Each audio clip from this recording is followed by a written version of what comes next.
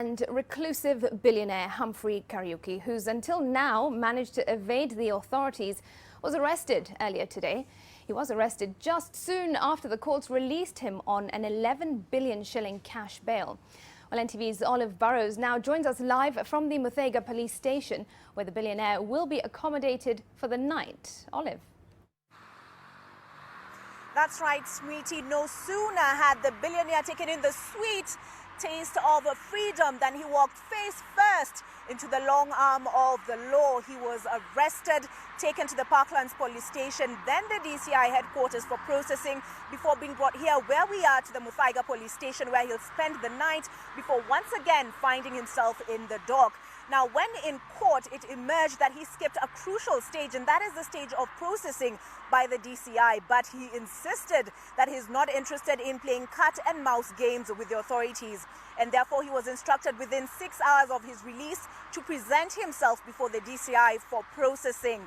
Here's what transpired in court. The enigma that is billionaire businessman Humphrey Kariuki has been the subject of many newspaper articles in recent months.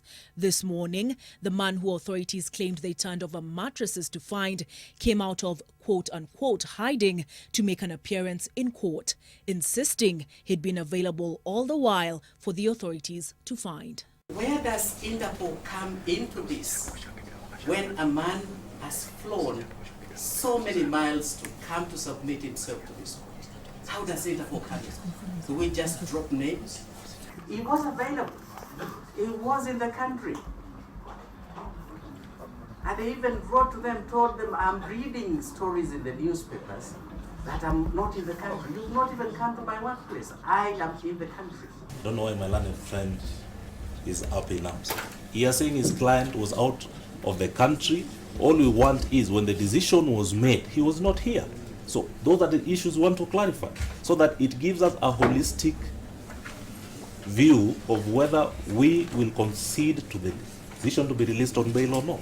A man under siege was the impression his defense counsel sought to give of Kariuki, who has been the subject of investigation since late January, early February, when a raid on Africa Spirits Limited, a business in which he's involved, yielded counterfeit excise stamps, which the Office of the Director of Public Prosecutions says evidenced an elaborate tax evasion and money laundering scheme.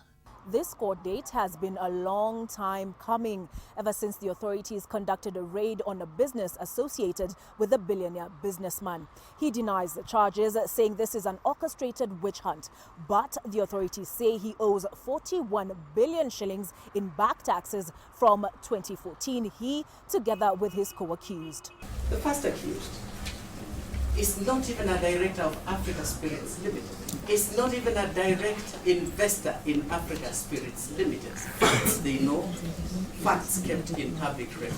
He is an investor in Africa Spirits through a corporate body, not even through his personal name, with absolutely no responsibilities regarding tax issues. While it would have been premature for the court to declare itself on the extent of Kariuki's culpability, Chief Magistrate Francis Wandai was convinced that the state failed to make a case for his detention.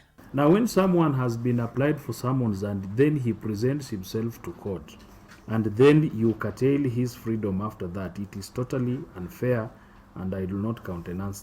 He may have won the battle, but Kariuki is far from out of the woods, with authorities investigating him for money laundering. It's instructive to take note of what the authorities have to tell us on his arrest. They say it's linked to the 80 drums of ethanol that were recovered from Africa Spirits Limited in early February, and not the tax evasion charges he answered to this morning.